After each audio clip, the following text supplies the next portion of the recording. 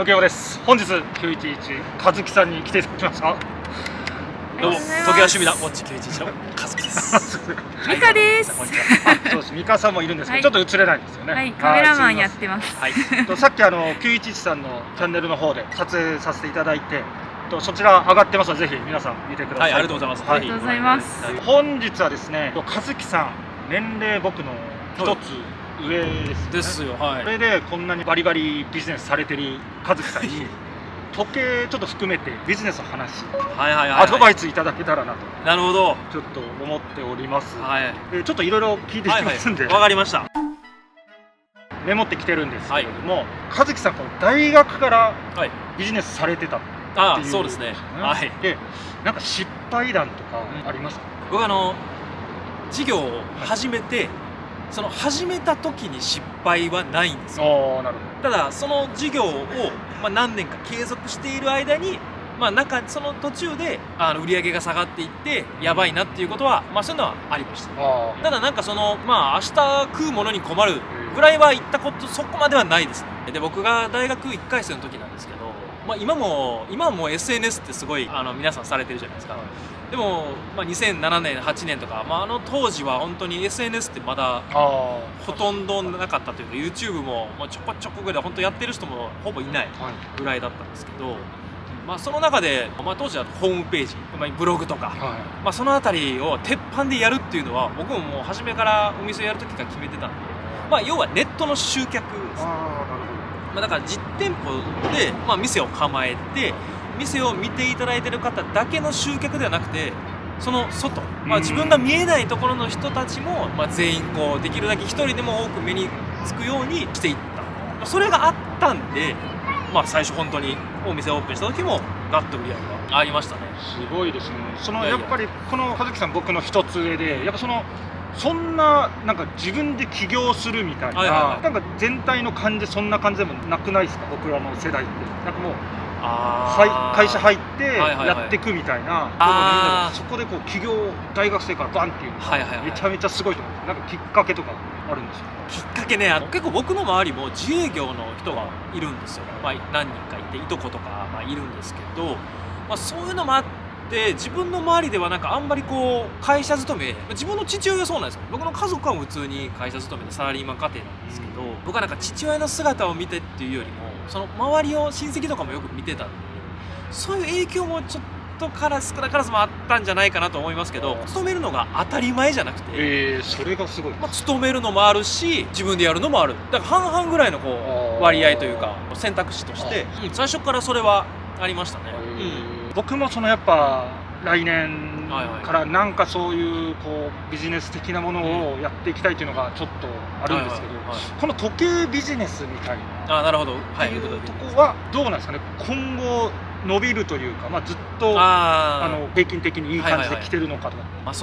僕自身が時計好きになったのが中学生とか、本当に小学校の時に G ショック買ってもらったっていうのがそれが一番最初なんですけど、でも自分でいろいろ買い出したのは中学生ぐらいで、その時ぐらいから地元、僕神戸ですけど、神戸の中古時計店っていうのはもうあったんですよ。いわゆる専門店ですね、があって、でそこは今もあるんですけど、僕はたまに見に行ったりもしてたんですよ。高校の時とか大学の時1回生とか見に行ってたんですけど、その時からそこのお店も結構いろんな品揃えが、ロレックスからパネライから IWC からジャカルクルとか、いろいろあったんですね。当然その時よりは今の方が市場もガンと一気に上がってはきてます。ただ今の勢いがじゃあこれからもずっと20年30年も続くかというと、僕はそれはないと思います。というのもどんなものでもそうですけど、やっぱトレンドって必ずあるじゃないですか。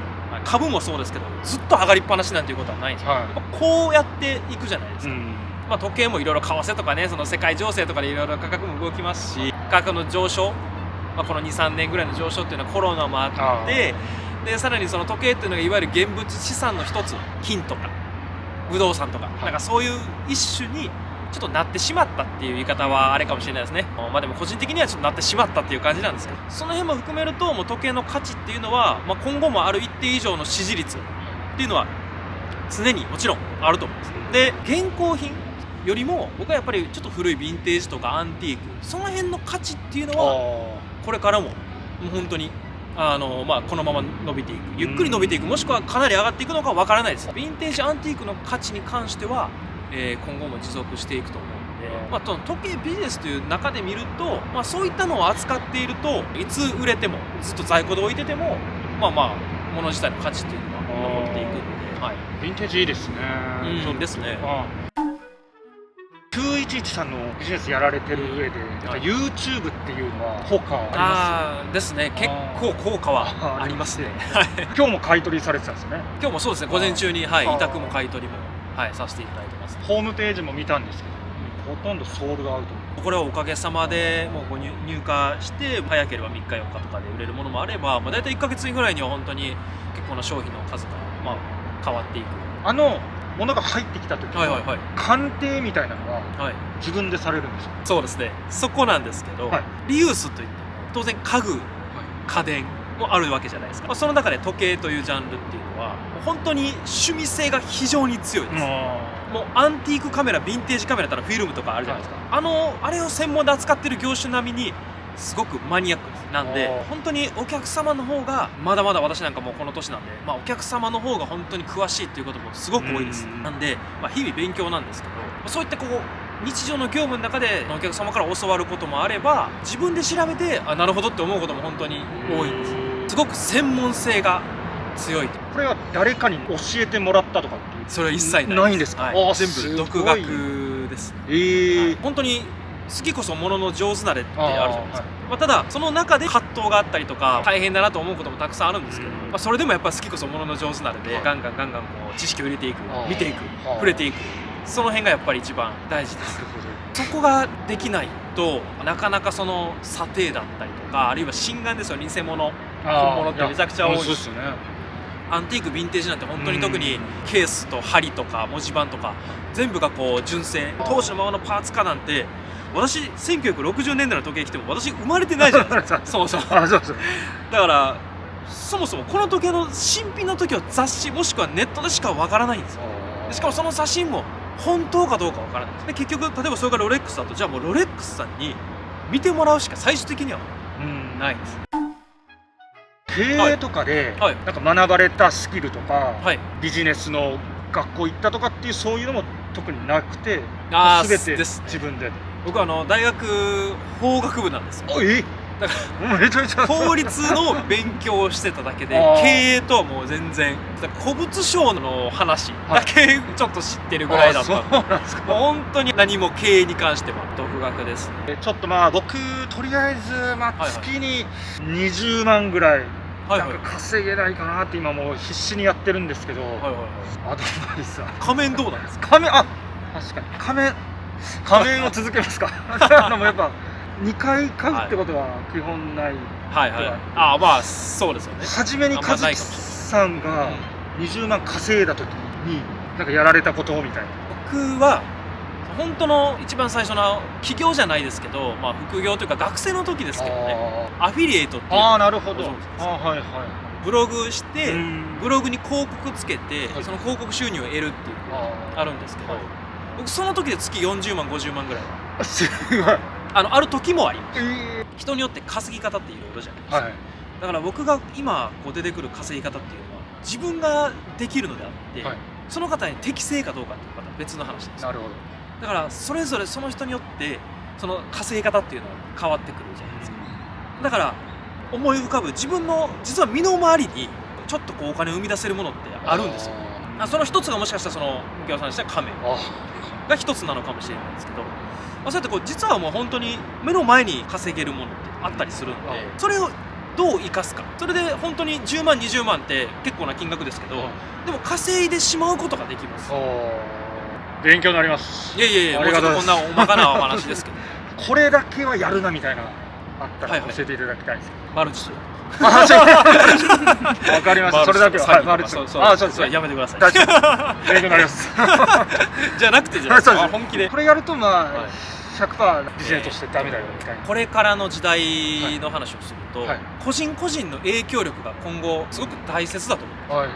だから個人のその影響力、その信頼、そこが多分一番大事だと思うんで、特に顔を出したりとか、やっぱ自分がこう活動していってそれを支援いただく、見ていただく、でファンを一人でもついていただくにはその方に応えるっていうわけじゃないんですけど、やはり裏切らないというか、この人ってやっぱり素敵だなとか、そういう当たり前の行動じゃないですか。というかそれをやっていただいたら、そんなね詐欺だったりとかそんなマルチなんてどうもいかないと思うので、はい。YouTube のちょっとこと聞きたいんですけど、はいはいはいはい、やっぱまずはとりあえず1万人行きたいなっていう感じなんですけど、結構伸びが早かったですよね、和樹さんのチャンネルの場合。でもね、自分の中ではめちゃくちゃ遅かったです。今はもう数字特に求めてないんですよ。ああ、そうなんです。もう本当に10万人目標とか何も特になくて、もう自然に皆さん見ていただければなという感じでやってるんですけど、始めた当初は1ヶ月2ヶ月とかも本当に結構な勢いで伸びていただいたので、その勢いだと今はもう5、6万人ぐらいはいってるんじゃないかなとか思ってたんですけど、1000人行くぐらいまでどのぐらいかかります？ 1000人、美香さんカメラですけど、1000人ってそんなに結構早かったよね。まあそうですね、なんか一気に増えて1ヶ月2ヶ月ぐらいで多分、そうです数ヶ月ぐらいで多分1000人だったんですよ。かなりの頻度だったような気がしますね。早かったです。早かったですね。確か早かっ僕1年ちょっとかかりました。まあそんなにこう落ちることもなくずっと伸びて、た。いやいや、もう途中は結構平行線というか、急にこうその伸び率が下がって、でまた波というかこういう感じですね。1万人はもうじわじわという。じわじわ、はい、月何本ぐらい投稿されるんですか？週に3本なんで、はい、かける4ぐらいですね。私なんかまだ登録者そんなね多くないんで何も言えないんですけど、そんな大げさな話もやっぱり同じこと続けてても難しいなとは思います。これ授業もそうですけど、人と同じことやっぱりやっていても同じですね。そんなにやっぱ見てくれる人って増えないんで、やっぱりこうこの人ちょっと面白いと、それこそGMT マスターですよね。こんなんつけてこれ買われて、で仮面つけられて、誰だこの人はってそういうのです。そういうポイントをやっぱり常に、でもそれが常に必要です。常にやっぱり考えて、他の人がやらないようなことをやる。時計はどういう感じで買われるんですか？自分の時計。自分のはほとんどユーズドで買ってます。仕入れで買わせていただいたりとか、同じ同業者の方でいい時計があれば連絡して、本当に皆さんとね同じような感じで買ってます。はい。はい、本日は911さんと和樹さん、そして美香さんとコラボさせていただきました。めちゃめちゃいいお話聞かせてもらったんで、今後もよろしくお願いします。こちらこそよろしくお願いします。僕あれ欲しいんですよね。時計拭き、美香さん描いた時計拭き、あれめちゃめちゃちょっともう飾りたいんですけど。ありがとうございます。ちょっと持ってきてもらってるんで、今日ねちょっとポッとねここに出てきてるんですよね。こちらですね。これですよ。めちゃめちゃ欲しかったんで。ちょっとこれ買わせていただきます。これねライブとかでも後ろ貼っておきたいなと。ありがとうございます。お尻拭かないでください。お尻拭かない。お尻拭きに。いいっすねこれ。お尻拭きでもいいですか。これ美香さん描いたんですよ。そうです。すごいな。ありがとうございます。これめちゃめちゃ欲しかった。はい。ここに時計を置いていただくと。そうですね。インスタ映えでこれめちゃめちゃ上げます。はい。ありがとうございます。これが欲しかったです。ということで、はい、本日もうありがとうございました。いえ、とんでもないです。こちらこそ。ありがとうございます。めちゃめちゃ嬉しいです。このキイチさんとコラボできて、また何かあったらご連絡させてください。わかりました。わかりました。はい。でも情報交換しましょう。ありがとうございます。はい。本日は和樹さんと美香さんにコラボしていただきました。はい。ありがとうございました。ありがとうございました。ありがとうございます。ではまた。バイバイ。